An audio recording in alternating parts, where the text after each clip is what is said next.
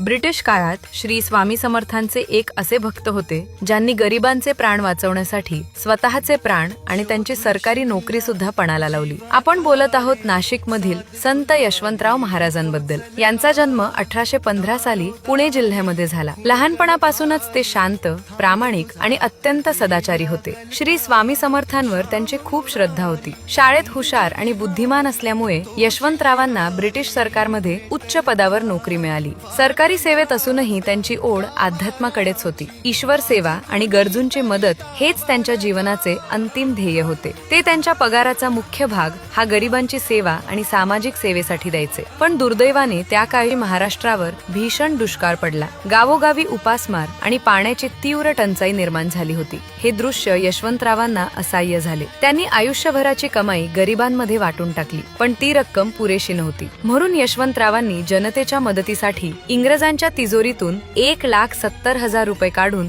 सर्वांमध्ये वाटून टाकले। त्यानंतर त्यांनी स्वतःहून ब्रिटिशांना कळवले आणि जे काही दंड, शिक्षा असेल ते त्यांना मान्य आहे। तेव्हा ब्रिटिशांनी महाराजांना बंदिस्त केले आणि तिजोरीची तपासणी केली। पण तेव्हा ब्रिटिशांनी पाहिले की ते 1,27,000 रुपये तिजोरीमध्ये जसेच्या तसेच आहेत। हा प्रसंग जणू स्वामींचा चमत्कारच होता। यानंतर लोक महाराजांना देव मामलेदार म्हणून ओळखू लागले। आजही नाशिक येथे गोदावरी नदीच्या पवित्र तीरावर यशवंतराव महाराजांची समाधी आहे, जिथे हजारो भक्त कृतज्ञतेने त्यांना नमन करतात।